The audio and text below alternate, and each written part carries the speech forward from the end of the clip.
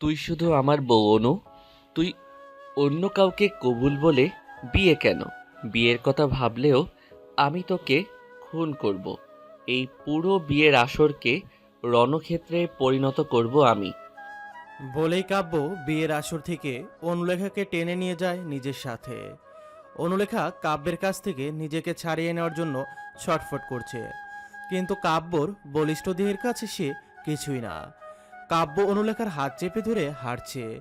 অনুলেখার পুরো পরিবার এসে তার সামনে দাঁড়ায়। কাব্য সেদিকে বিরক্তি নয়নে তাকিয়ে বলল, তোমরা জানো আমাকে বাধা দিয়ে কোনো লাভ হবে না, তাই শুধু শুধু আমার সাথে লাগতে এসো না বলে দিলাম। অনুলেখার মা কিছু বলবে তার আগেই বিয়ের শেরওয়ানি পরিহিত সাইফ এগিয়ে এসে বলল। সুন্দর করে বলছি অনুলেখার হাত ছেড়ে দিন। সাইফের কথা শুনে কাব্য হো হো করে হাসতে হাসতে বলল, আমি কি তোকে খারাপভাবে কথা বলতে নিষেধ করেছি নাকি? আর আমি অনুর হাত ধরেছি কি ছাড়ার জন্য? তুই বোধহয় আমাকে এখনো ভালো করে চিনতে পারিসনি। সাইফের শান্ত কণ্ঠে শোধালো, আপনাকে অনুলেখার হাত ছাড়তে বলছে। সে এখন আমার হবু বউ, তাকে এভাবে স্পর্শ করার অধিকার আপনার নেই। সাইফের কথা শেষ হতে কাব্য রেগে সাইফের শেরওয়ানির কলার চেপে ধরে বলল, অনু আমার বউ, ওকে আমি টাচ করব নাকি অন্য কিছু করব সেসব কি তোর থেকে শিখতে হবে আমার? পুরো বিয়ে বাড়ি নিস্তব্ধ। সবাই দাঁড়িয়ে দাঁড়িয়ে কাব্য আর সাইফের দ্বন্দ্ব দেখতে ব্যস্ত। কারো মাথায় নেই যে তাদের উচিত ওদেরকে থামানো। ওদের সবার মাঝখানে অনুলেখা ফেঁসে গেছে।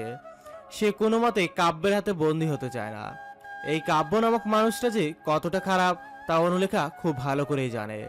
কাব্য সাহেবের সাথে ঝামেলা করতে ব্যস্ত। অনুলেখা এই সুযোগ কাজে লাগিয়ে আস্তে করে বাড়ির পিছনের দরজা দিয়ে বের হয়ে যায়। অনুলেখা বাড়ি থেকে পালানোর বেশ খানিকক্ষণ পর কাব্য টের পেল তার সাথে যে অনুলেখা নেই। অনুলেখা নেই শুনে কাব্যর আগে গজগজ করছে। সে আর বাড়িতে এক মুহূর্ত সময় নষ্ট না করে বেরিয়ে পড়ল। পরন্ত বিকেল। অনুলেখা দুহাতে তার পরনে থাকা ভারী লেহেঙ্গা ধরে প্রাণপণে ছুটছে, যেন একটু থামলেই কাব্য এসে তাকে ধরে ফেলবে। পায়ে হিল পরাতে অনুলেখা টাল সামলাতে না পেরে ধপাস করে মাটিতে গিয়ে পড়ে। এর মধ্যে কাব্য এসে দাঁড়ায় তার সামনে। পরনে তার ধূসর রঙের পাঞ্জাবি, শুভ্র মুখশ্রীতে স্টিম করা খোঁচা খোঁচা দাড়ি, ঘন চুলগুলো জেল দিয়ে স্ট্রেট করা। অনুরেখার সামনে দাঁড়িয়ে থাকা সুদর্শন পুরুষটিকে দেখে যে কেউ প্রেমে পড়বে প্রথম দেখায়। কাব্য শান্ত নজরে অনুলেখার দিকে তাকিয়ে সে নিজের এক হাত বাড়িয়ে দেয় অনুলেখার দিকে। অনুলেখা ভয়ে জবুথবু হয়ে নিজেকে গুটিয়ে নেয়। তা দেখে কাব্য নিজেই অনুলেখাকে মাটি থেকে টেনে নিজের সাথে জড়িয়ে নেয়। চারদিকে অন্ধকার নেমে এসেছে। ঘুটঘুটে অন্ধকার পুরুষালী আলিঙ্গনে বাধা পড়ে ছটফট করছে অনুলেখা। তা দেখে কাব্য অনুলেখার চুলে মুখ গুজে বলল, বিয়ের 4 বছর পর বউকে নিজের কাছে পেয়েছি, একটু শান্তিতে জড়িয়ে ধরতে তো দিবি নাকি? আমাকে ছাড়ুন প্লিজ, আমার অস্বস্তি লাগছে। দরকার হলে কোনো রাস্তার ছেলের কাছে নিজেকে সঁপে দিব, তারপরে আপনার মতো মাস্তানের কাছে নিজেকে সঁপে দিতে পারবো না। অনুলেখার কথা শেষ হতেই তার গালে সজোরে একটা থাপ্পড় মারে কাব্য। সে অনুলেখার দুই বাহু চেপে ধরে বলল, খুব বড় হয়েছিস না, রাস্তার ছেলের কাছে যেতে পারবি, অথচ বিয়ে করা স্বামীর কাছে যাবি না? আর আমি কি তোকে জিজ্ঞেস করেছি যে তুই যেতে চাস কিনা আমার সাথে? জানতে চাইনি তো, তাই চুপচাপ চল আমার সাথে। বলেই কাব্য অনুলেখার হাত চেপে ধরে তাকে নিজের সাথে নিয়ে যায়। রাত প্রায় 11:30 বাজে। শিকদার বাড়ি আর চৌধুরী বাড়ির লোকজন আজ বহু বছর পর মুখোমুখি। পুরো ড্রয়িং রুম জুড়ে মানুষে গিজগিজ করছে। তাদের মাঝখানে কাব্য অনুলেখার হাত শক্ত করে চেপে ধরে দাঁড়িয়ে আছে। অনুলেখা পারছে না এখান থেকে পালিয়ে যেতে। সে অসহায় দৃষ্টিতে তার মায়ের দিকে তাকিয়ে আছে। তার মা নিমু শিকদার তাকে ইশারায় আশ্বাস দেয়। এতে অনুলেখার মন কিছুটা শান্ত হয়, কারণ তার মা যা বলে তাই হয়। তার মায়ের উপর কারো কথা বলার সাহস নেই। নিমু শিকদার নীরবতা ভেঙে বললেন, আমার মেয়েকে সসম্মানে আমার হাতে তুলে দিন মিস্টার চৌধুরী। আমি পুরনো শত্রুতাকে আবার নতুন করে জাগ্রত করতে যাচ্ছি না। কাব্যের বাবা রাশেদ চৌধুরী বললেন, তোর মেয়ে আমার বাড়ির পুত্রবধূ, আর বিয়ের পর মেয়েরা তার শ্বশুর বাড়িতেই থাকে। পারিবারিক শত্রুতার জন্য তুই মেয়েকে আটকে রাখবি, তা তো হবে না। নিমু চৌধুরী বাড়ির ছোট মেয়ে আর শিকদার বাড়ির বড় বউ, এই হিসেবে তার দাপট বেশ। নিমু শিকদার তার ভাইয়ের ছেলের সাথে মেয়ের বিয়ে দিয়ে রেখেছেন সেই 14 বছর বয়সে। দুই পরিবারের সম্পর্ক তখন বেশ ভালো। দুই পরিবারের সম্মতিতেই কাব্য আর অনুলেখার বিয়ে পড়িয়ে রাখা হয়। কথা ছিল অনুলেখার প্রাপ্ত বয়স হলে তাকে অনুষ্ঠান করে নিজেদের বাড়ি নেবেন চৌধুরীরা। কিন্তু তার আগে নিমু শিকদারের সাথে তুমুল গন্ডগোল রাগে রাশেদ চৌধুরীর। সেই থেকেই তাদের দুই পরিবারে মুখ চাওয়াচাওয়ি বন্ধ। সবকিছু নিয়ে কাব্য এতদিন চুপ করে থাকলেও যখন শুনেছে অনুলেখাকে অন্য জায়গায় বিয়ে দেওয়া হচ্ছে, তখন সে আর চুপ করে থাকতে পারলো না। ছোটবেলার একটা ভুলের জন্য আমি আমার মেয়েকে এভাবে নরকে ঠেলে দিতে পারি না। আমার মেয়ের ভালো আমি বুঝবো। বলে তিনি কাব্যের দিকে এগিয়ে যায়। কাব্য অনুলেখার হাত শক্ত করে ধরে আছে, যেন ছেড়ে দিলেই তাকে কেউ এসে নিয়ে যাবে। এদিকে অনুলেখা ব্যথায় কুকড়ে ওঠে। কাব্য শান্ত কণ্ঠে বলল, ফুপিমণি, আমরা নিজেদের মধ্যে ঝামেলা মিটিয়ে নিলেই তো সব শেষ হয়ে যায়। তাহলে কিসের এত দ্বিধা আপনার? আপনার জিদের জন্য তো আমি আমার বউকে ছেড়ে দিতে পারি না নাকি? নিমু শিকদার কাব্যর দিকে রাগে চোখে তাকিয়ে বলল, ভারী বেয়াদব ছেলে তো তুমি। বড়দের সামনে সেই তখন থেকে আমার বউ করেই যাচ্ছ। বলেই তিনি এসে অনুলেখার হাত চেপে ধরেন। কাব্য অনুলেখার হাত ধরে সে তাকে ছাড়াতে নারাজ। এতে অনুলেখা চেঁচিয়ে বলল, আমি থাকতে চাই না আপনার কাছে। আমি আমাদের বাড়ি যাব, ছাড়ুন আমাকে। অনুলেখার কথা শুনে নিমু শিকদারের ঠোঁট বাঁকা হাসি ফুটে ওঠে। তিনি বললেন, শুনেছে তো মেয়ের কথা, ছাড়ো এখন ওকে। পুরো ড্রয়িং রুম জুড়ে সবাই নীরব। তারা কাব্যের এরকম নীরব ভাব দেখে ভিতরে ভয় পেয়ে যায়। হঠাৎ কাব্য অনুলেখাকে টানতে টানতে নিজের রুমের দিকে নিয়ে যেতে লাগলো। এতে নিমু শিকদার বেশ ঘাবড়ে যায়। পরক্ষণে তিনি চেঁচিয়ে বলল, আমি পুলিশ নিয়ে আসবো বলছি। তোমাদের সকলকে গারদে ঢোকাবো আমি। আমার মেয়েকে তোমার থেকে মুক্তি করেই ছাড়বো আমি। নিমু শিকদারের কথা শুনে থেমে যায় কাব্য। সে পিছনে না ফিরেই বলল, পারলে মুক্ত করে দেখান। এদেশের কোনো আইনীয় শক্তি নেই আমার থেকে অনুকে আলাদা করার। বলেই কাব্য অনুলেখাকে নিয়ে নিজের রুমের দিকে যেতে লাগলো। অনুলেখা ভয়ে কোনো কথা বলতে পারছে না, শুধু একটা কথাই ভেবে যাচ্ছে সে কি হবে এখন। বদ্ধ রুম। অনুলেখা বিছানার একপাশে জড়সড় হয়ে বসে আছে, তার পাশে কাব্য বসে। সে অনুলেখার দিকেই তাকিয়ে। এতে অনুলেখা বেশ অস্বস্তিতে পড়ে। নীরবতা ভেঙে কাব্য বলল, এত ভয় পাচ্ছিস কেন? এখনো তো আমার খারাপ কোনো রোগ তোকে দেখাইনি। অনুলেখা চোখ তুলে তাকালো কাব্যের দিকে, কিন্তু মুখে কিছু বলল না। কাব্য ফের বলল, এই যে 4 বছর তুই তোর বাপের বাড়ি ছিলি, আমি তো কখনো তোকে বিরক্তই করিনি, কিন্তু তাই বলে তুই অন্য কাউকে বিয়ে করে নেওয়ার কথা ভাববি? অনুলেখা বলল, আমি আপনার মতো মাস্তানকে বিয়ে কেন, আপনার সাথে একই রুমে থাকতেও পারবো না। কাব্যের চাহনি শান্ত।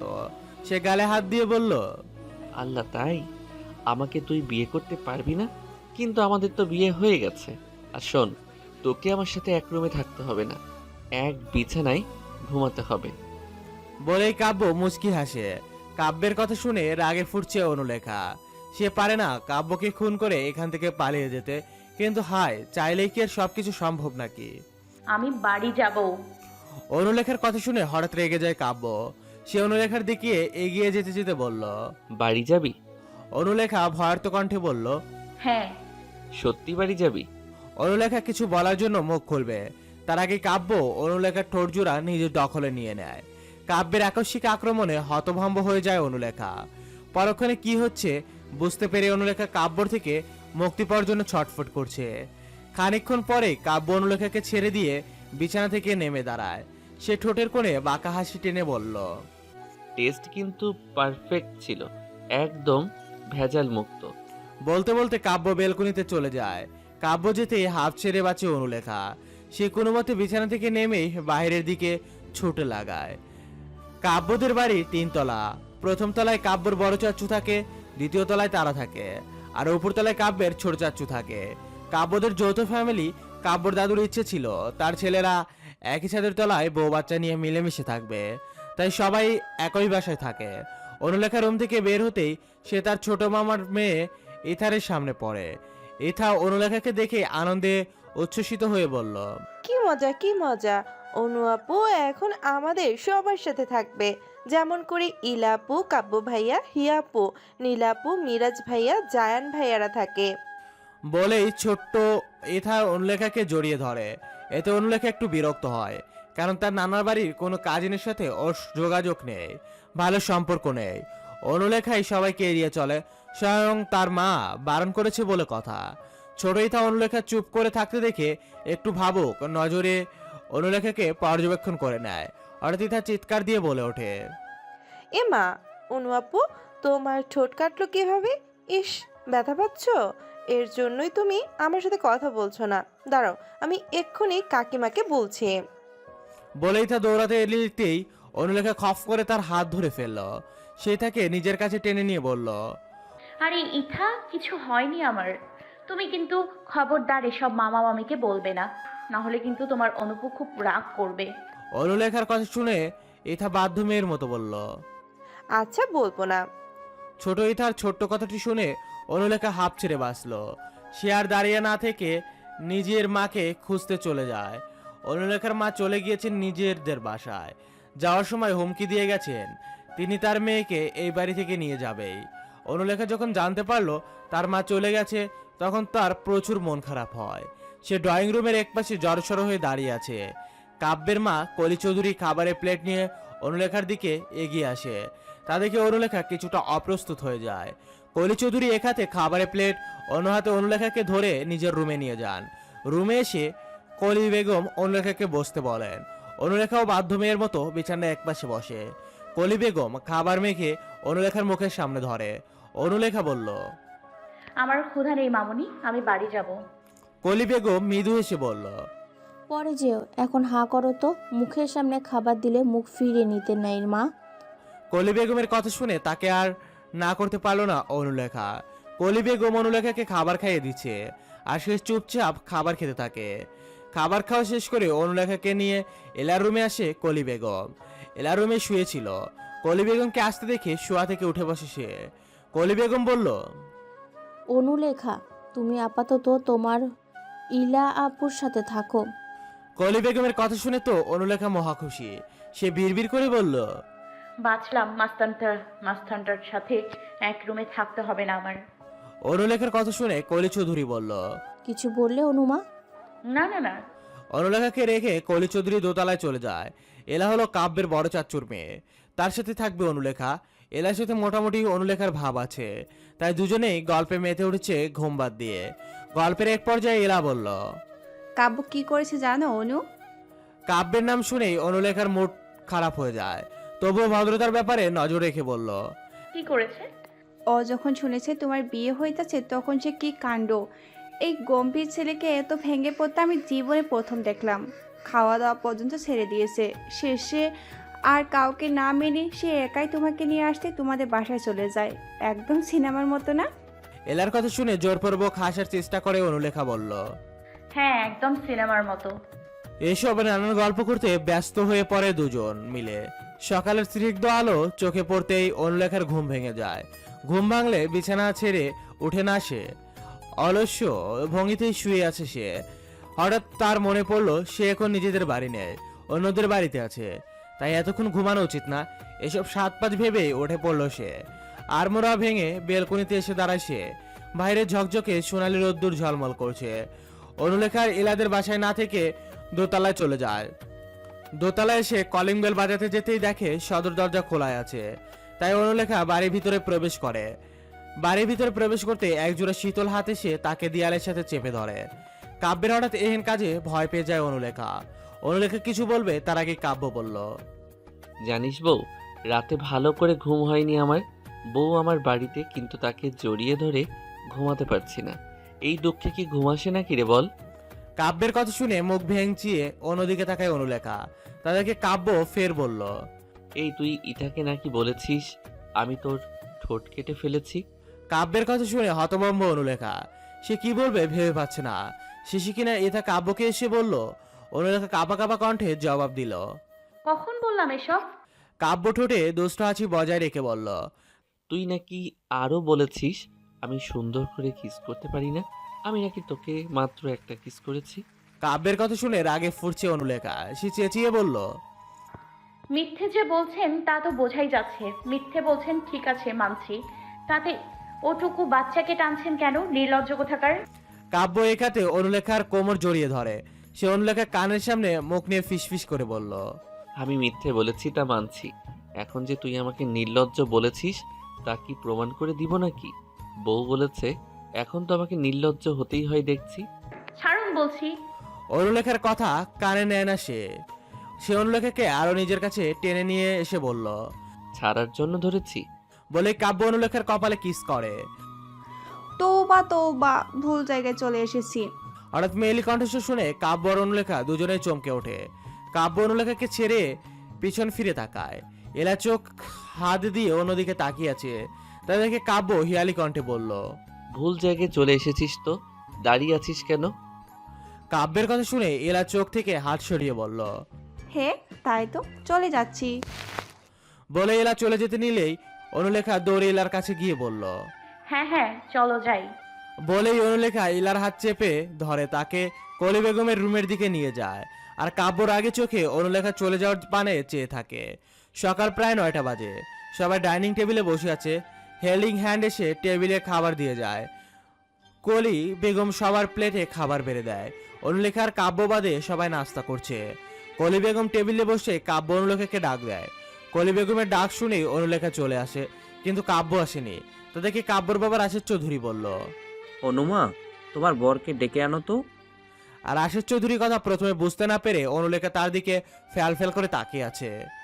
পরক্ষণে বুঝতে পেরে বলল। আচ্ছা। বলেই অনুলেখা নিরুপায় হয়ে কাব্যের রুমের দিকে হাঁটা ধরে। অনুলেখা রুমে এসে দেখে কাব্য রুমে নেই। সে মৃদুস্বরে ডাকলো, শুনছেন?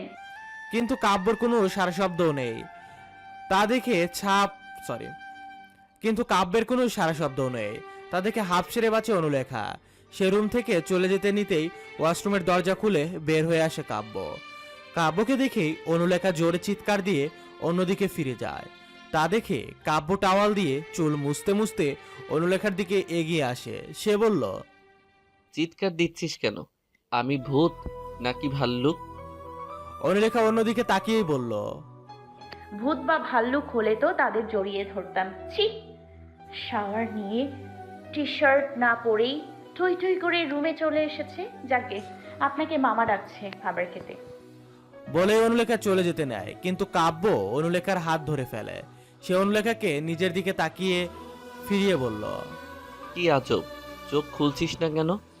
অনুলেখা চোখ বন্ধ রেখেই বলল, আপনার মতো অভদ্র লোকের দিকে তাকাই না আমি। ছাড়ুন আমাকে। সারাদিন আমাকে অ্যানাকোন্ডার মতো এত জড়িয়ে ধরেন কেন?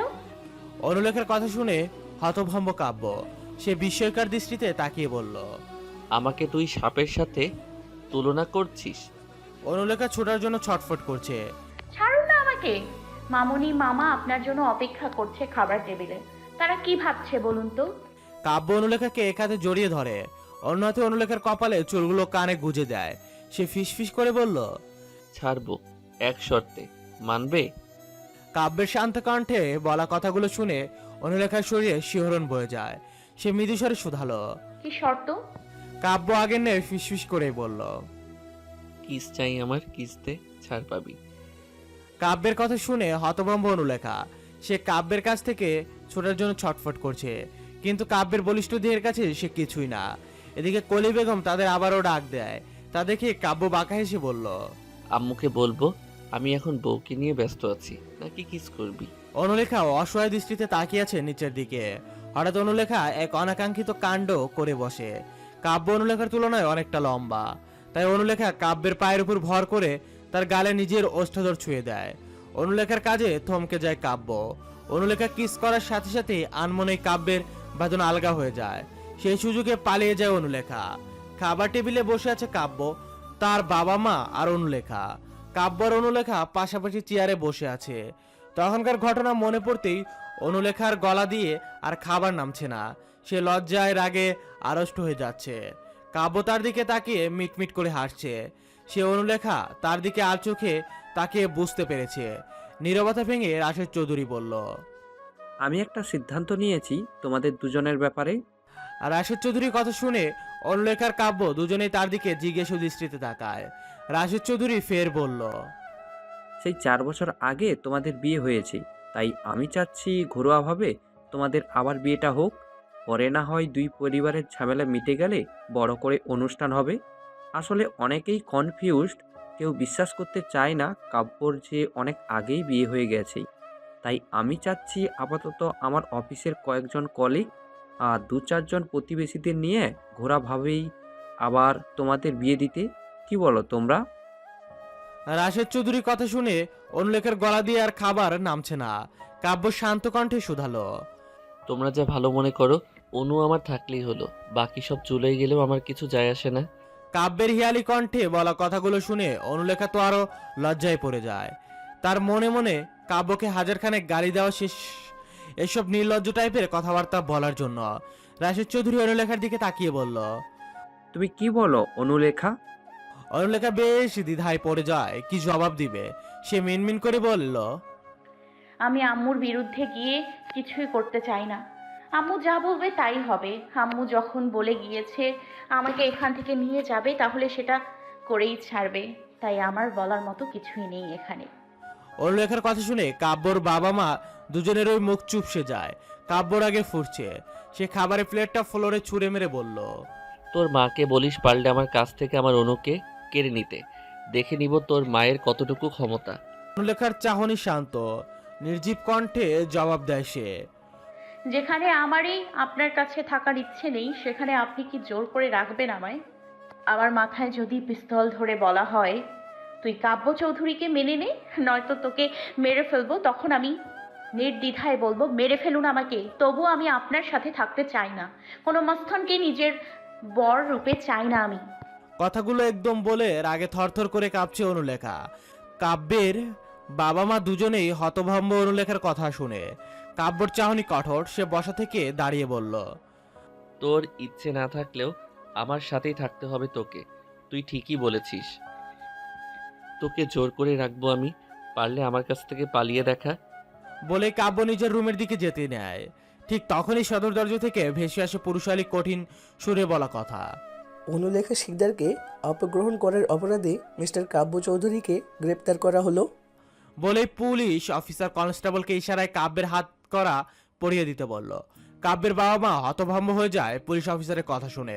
আর অনুলেখা মনে মনে স্বস্তির নিঃশ্বাস ফেলে বিড়বিড় করে বলল, অবশেষে মুক্তি পেলাম আমি। কনস্টেবল এসে কাব্যের সামনে দাঁড়ায়। যে কনস্টেবল কাব্যের হাতে হাত করা পরাতে যাবে, তখন কাব্যের বাবা বলে উঠল, কি যাতা বলছেন আপনি? কাব্য কেন অনুমাকে অপহরণ করবে? ও তো কাব্যের বউ। সেই হিসেবে কাব্যর অধিকার আছে তার বউকে নিজের বাড়িতে নিয়ে আসার। রাশেদ চৌধুরীর কথা শুনে কপাল কুঁচকে যায় পুলিশ অফিসারের। তিনি রুক্ষ কণ্ঠে শোধালো, সেসব তো আমরা জানি না। আমাদেরকে মেয়ের মা পাঠিয়েছে। আর মেয়ের যদি আপনার ছেলের সাথে বিয়ে হতোই, তাহলে মেয়ের মা কোনো কমপ্লেনই করেছে। নিমু শিকদার থানায় কমপ্লেন করেছে শুনে একটু অবাক হয় রাশেদ চৌধুরী। তিনি অনুলেখার দিকে অবাক চিত্তে তাকিয়ে বলল, তুমি কিছু বলো অনুমা। তোমার মা মিথ্যে মামলায় ফাঁসিয়ে দিয়েছে কাব্যকে। তুমি সত্যটা বলো, তুমি যে ওর বউ তা বলো। রাশেদ চৌধুরী অসহায় কণ্ঠে বলা কথা শুনে মন গড়ল না অনুলেখার।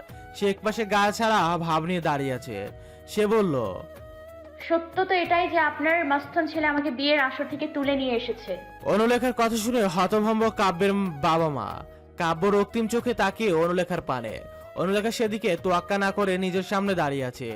কাব্য কনস্টেবলের দিকে নিজের হাত বাড়িয়ে বলল, অ্যারেস্ট মি। কনস্টেবল কাব্যের হাতে হাত করা পরিয়ে তাকে নিজেদের সাথে নিয়ে যায়। কাব্যের বাবা মা কান্নায় ভেঙে পড়েছে। আর অনুলেখা অবাক চিত্তে কাব্যের যাওয়ার পানে চেয়ে আছে। কাব্যের সবকিছু এত সহজে মেনে নিল তা যেন কোনো মতেই মেনে নিতে পারছে না সে। সে এখন কাব্যের কাছ থেকে মুক্ত, তবু অজানা ভয়ে এসে তাকে ঘিরে ধরে। অনুলেখা খোলা বারান্দায় দাঁড়িয়ে।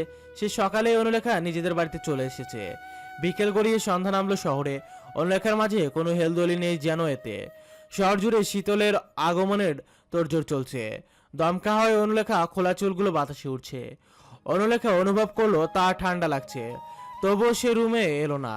সে ঠায় দাঁড়িয়ে বারান্দায়। সে গলায় থাকা ওড়নাটা আষ্টে পিষ্টে জড়িয়ে নেয় গায়ে। চারদিকে মাগরিবের আজানের কলধ্বনি শোনা যাচ্ছে। ঠিক তখনই বারান্দায় এসে কি যেন পড়ে। অনলেখা আগ্রহ সহকারে নিচের দিকে তাকায়। নিচে একটা চিঠি পড়ে আছে। পড়ে থাকা চিঠিটা হাতে নিয়ে দেখে অনুলেখা। তারপর আশেপাশে তাকায় কে চিঠিটা দিল তা দেখার জন্য, কিন্তু আশেপাশে কাউকে দেখলো না সে। অনুলেখা চিঠিটা হাতে নিয়ে পড়তে শুরু করে। প্রেয়সী, প্রথম যেদিন তোমার দিকে তাকাই সেদিনই তোমার চোখের গহীনে হারিয়ে যাই আমি।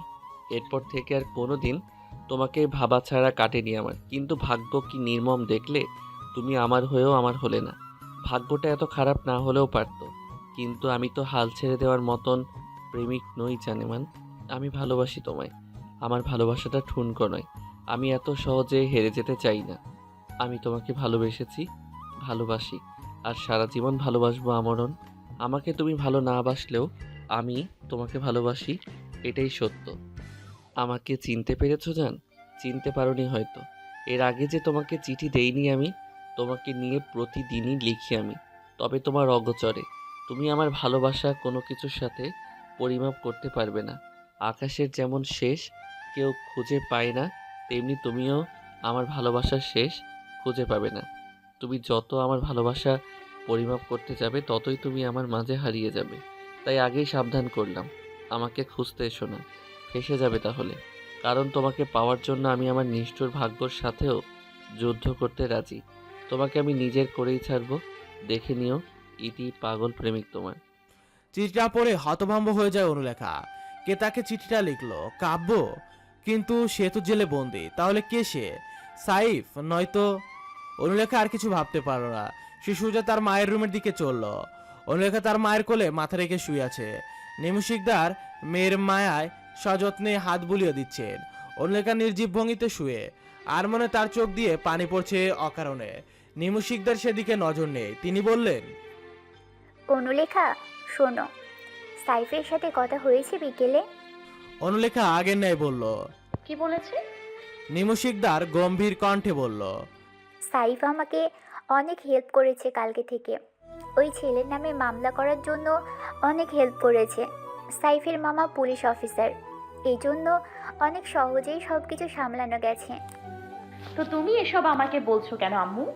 নিমু শিকদার অনুলেখার দিকে ভ্রু কুচকে তাকায়। তিনি ধমকের স্বরে বলল, তুমি বুঝতে পারছো না কেন বলছি? ছেলেটা আমাকে কত হেল্প করেছে শুধুমাত্র তোমাকে বিয়ে করবে বলে। তোমার রাজকপাল যে এত কিছু ঘটে যাওয়ার পরেও সাইফ তোমাকে বিয়ে করতে চায়। অনুলেখা তখনই কিছু বলতে পারলো না। তার মুখ দিয়ে কথা বের হচ্ছে না। সে কোনো মতে কাঁপা কাঁপা কণ্ঠে বলল, কিন্তু আম্মু, আমাকে কিছুটা সময় দেওয়া উচিত না? সবকিছু এত তাড়াতাড়ি ঘটে গিয়েছে যে আমি নিজেই এসব মেনে নিতে পারছি না। নিমু শিকদার বলল, আমি বাবা অত রিস্ক নিতে পারবো না। সাইফ তোমার সাথে দেখা করতে চেয়েছে, তুমি দেখা করো কালকে। আমি বিয়ের আয়োজন করব খুব শিগগিরই। কবে জানি আবার ওই ছেলে জেল থেকে বের হয়ে এসে হাজির হয় কে জানে। জীবনে প্রথম অনুলেখা তার মায়ের নেওয়া সিদ্ধান্তটা মেনে নিতে পারছে না। সে কি বোঝা হয়ে গেছে যে তার মা এসব বলছে? অনুলেখা মনে মনে প্রচুর রেগে যায়, কিন্তু কিছু প্রকাশ করতে পারলো না তার মায়ের ভয়ে। সে শোয়া থেকে উঠে বসে বলল, ঠিক আছে, দেখা করব। সারা জীবন তো তোমার কথা মতোই চলেছি, এইবারও তার ব্যতিক্রম হবে না। কোথায় দেখা করতে হবে বলে দিও, এখন যাচ্ছি, ঘুমাবো। বলে অনুলেখা চলে যেতে নেয়। তখনই নিমু শিকদার চেঁচিয়ে বলল, কথাবার্তা ঠিক করে বলো, উঁচু গলায় কথা বলবে না, এটা আমার খুব অপছন্দের। অনুলেখা শুনল না মায়ের কথা। সে হনহন করে নিজের রুমের দিকে চলে যায়। সকাল সকাল অনুলেখা সুন্দর করে তৈরি হয়ে নেয়। সাইফ তাকে টেক্সট করে লোকেশন সেন্ড করে দিয়েছে। অনুলেখা সেখানে যাওয়ার উদ্দেশ্যে বেরিয়ে পড়ল। অনুলেখা একটা রেস্টুরেন্টের সামনে এসে দাঁড়ায়। সাইফ এই রেস্টুরেন্টটার কথাই বলেছে, তাই অনুলেখার দেরি না করে রেস্টুরেন্টের ভিতরে চলে যায়। সাইফ অনুলেখার জন্যই অপেক্ষা করছিল। অনুলেখাকে দেখা মাত্রই সে হাত নাড়িয়ে হাই দেয়। অনুলেখা তাকে দেখে হাসার চেষ্টা করে তার দিকে এগিয়ে আসে। দুজনে চেয়ার টেনে সামনাসামনি বসে। সাইফ মেনু কার্ড হাতে নিয়ে দেখছে। সে ওয়েটারকে ডেকে খাবার অর্ডার দিয়ে অনুলেখাকে বলল, তা বলো, কেমন আছো? অনুলেখা ছোট করে জবাব দিল, ভালো। আমাকে জিজ্ঞেস করবে না কেমন আছি? সাইফের কথা শুনে খানিকটা লজ্জা পায় অনুলেখা। সে বলল, সরি, কেমন আছেন? ভালো ছিলাম না, কিন্তু তোমার দেখা পেয়ে এখন অনেক ভালো আছি। তাও ওই মাস্তানটা তোমার সাথে খারাপ কিছু করেনি তো? সাইফের কথা শুনে অনুলেখা ঘাবড়ে যায়। সে জবাব দিতে পারল না, তাই দেখে সাইফ অনুলেখার হাত ধরে বলল। নার্ভাস লাগছে কেন? সাইফের স্পর্শে অস্বস্তি ফিল করে অনুলেখা। সে কোনো কিছু না ভেবে নিজের হাত থেকে ঝাড়ি দিয়ে সাইফের হাত ছড়িয়ে দিয়ে উঠে দাঁড়ায়। সে রুষ্ট স্বরে বলল,